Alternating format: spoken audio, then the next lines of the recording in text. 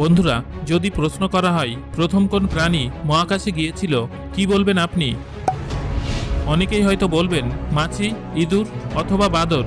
আবার অনেকেই হয়তো জানেন না, তাই জানিয়ে রাখি, পৃথিবী থেকে প্রথম মহাকাশ যাত্রী ছিল একটি কুকুর, যার নাম লাইকা। মানব ইতিহাসে মহাকাশে একটি জীবিত প্রাণী পৌঁছানোর এটাই ছিল প্রথম ঘটনা। পৃথিবীর বায়ুমণ্ডলের বাইরে জীবনের অস্তিত্ব কেউ কখনো দেখেনি, বা বলতে পারেন সে সময় মহাকাশে কোনো মানুষের পায়ের ছাপ পড়েনি। তাই সর্বপ্রথম সদস্য ছিল লাইকা। মহাকাশে পৌঁছে লাইকার শরীর হালকা হয়ে গিয়েছিল এবং খুবই ধীর গতিতে হৃদস্পন্দন হচ্ছিল। সে একেবারেই শান্ত ও চুপচাপ হয়ে গিয়েছিল, ঠিক যেন মনে হচ্ছিল সে তার ভাগ্যের হাতে সবটুকু ছেড়ে দিয়েছে। সে আর কখনো পৃথিবীতে ফিরে আসতে পারবে না, তা জেনেই লাইকাকে মহাকাশে পাঠানো হয়েছিল। বন্ধুরা, আমাদের আজকের এই ভিডিওতে লাইকার জীবনের মর্মান্তিক কাহিনীর কথা আপনাদের বলবো। চলুন শুরু করা যাক আজকের এপিসোড। পৃথিবীর প্রথম মহাকাশযাত্রী লাইকা কোনো মানুষ ছিল না। সে ছিল অলিতে গলিতে বাস করা একটি কুকুর। আজ থেকে ৬৩ বছর আগে, অর্থাৎ ১৯৫৭ সালে পৃথিবী থেকে পাঠানো দ্বিতীয় মহাকাশযান স্পুটনিক 2কে পৃথিবীর কক্ষপথে লঞ্চ করা হয়েছিল। এটা মহাকাশ অভিযানের ইতিহাসে একটি যুগান্তকারী ঘটনা। সোভিয়েত ইউনিয়নের একটি দল অসহায় স্ত্রী কুকুরদের উদ্ধার ও সংগ্রহ করছিল, আর সেখান থেকে মহাকাশ যাত্রার জন্য বাছাবাছি শুরু হয়।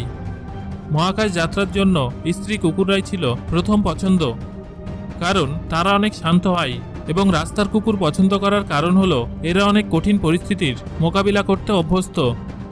মহাকাশ অভিযানের জন্য সোভিয়েত ইউনিয়নের এমন কুকুরই পছন্দ ছিল। তারপর তারা লাইকাকে খুঁজে পান।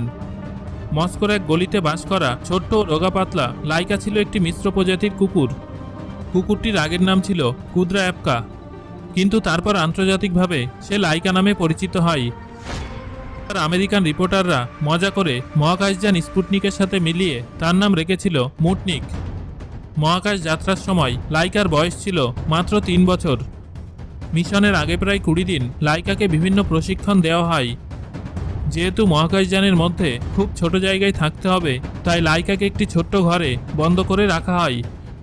লাইকা বিভিন্ন প্রশিক্ষণ নিয়ে ও সফলভাবে পরীক্ষায় উত্তীর্ণ হয়ে মিশনের জন্য নির্বাচিত হয়। মহাকাশযান স্পুটনিক 2তে একটি প্রেসারাইজড কম্পার্টমেন্টে লাইকাকে বসিয়ে পৃথিবীর কক্ষপথে পাঠানোর কথা ছিল। যাওয়ার জন্য সবকিছু ঠিকঠাক হলেও স্পুটনিক 2 এমনভাবেই তৈরি করা হয়েছিল যাতে সেটা পৃথিবীতে ফিরে না আসে।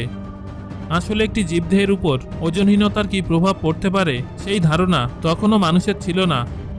তাই একটি পরীক্ষামূলক ঘটনা হলো স্পুটনিক 2 ও লাইকা, আর সে কারণেই লাইকার মৃত্যু নিশ্চিত ছিল। বিজ্ঞানীরা মহাকাশযানে মাত্র ৭ দিনের মতো অক্সিজেন রেখেছিলেন।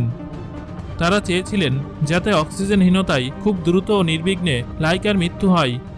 কিন্তু একেবারে প্রথমে সোভিয়েত বিজ্ঞানীরা লাইকাকে মহাকাশে পাঠানো ও ফিরিয়ে আনার পরিকল্পনাই করেন, কিন্তু তাতে বাধা দেন রাশিয়ার নেতা নিকিতা ক্রুশ্চেভ। ১৯৫৭ সালের অক্টোবর মাসে স্পুটনিক 1-এর সফলতার পর তিনি একটি দাবি করেন। তিনি বিজ্ঞানীদের নির্দেশ দেন অক্টোবর রেভলিউশনের ৪০তম বার্ষিকীতে, অর্থাৎ ১৯৫৭ সালের ৭ই নভেম্বর একটি মহাকাশযান লঞ্চ করতে।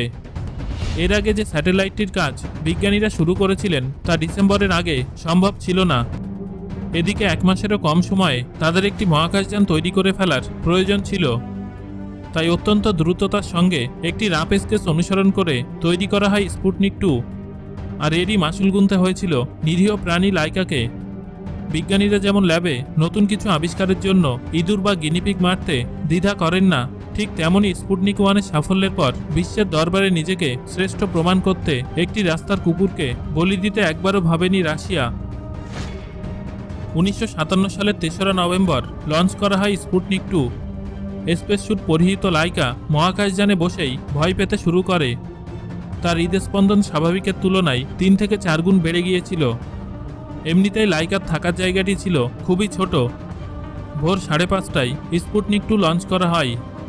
পৃথিবীর কক্ষপথে সুরক্ষিতভাবেই পৌঁছে যায় লাইকা, কিন্তু তার হৃদস্পন্দন তখন ছিল প্রতি মিনিটে ২৪০ বার। এই হৃদস্পন্দনের একটি চিত্র আজও রাশিয়ার মিউজিয়ামে রাখা আছে।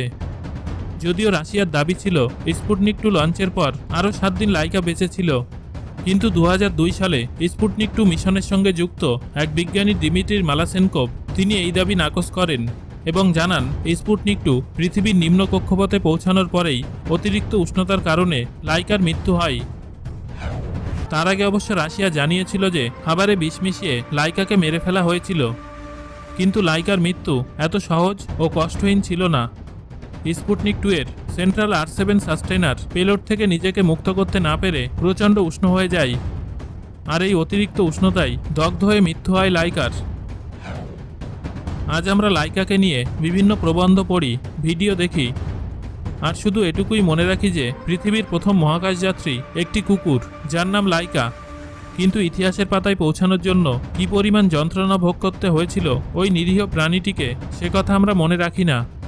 কিন্তু যার জন্য মানুষ মহাকাশে যাওয়ার সাহস পেল, তাকে ভুলে যাওয়া কি শোভনীয়? সো বন্ধুরা, এতক্ষণ ধরে আপনারা শুনলেন লাইকার মর্মান্তিক কাহিনী। লাইকা সম্পর্কে আপনার মতামত কমেন্ট করে আমাকে জানান। আর ভিডিওটি ভালো লাগলে একটা লাইক করুন এবং বন্ধুদের সাথে শেয়ার করুন। পরবর্তীতে এরকম তথ্যবহুল ভিডিও পেতে চ্যানেলটি সাবস্ক্রাইব করুন এবং পাশে আসা বেল আইকনটি প্রেস করুন।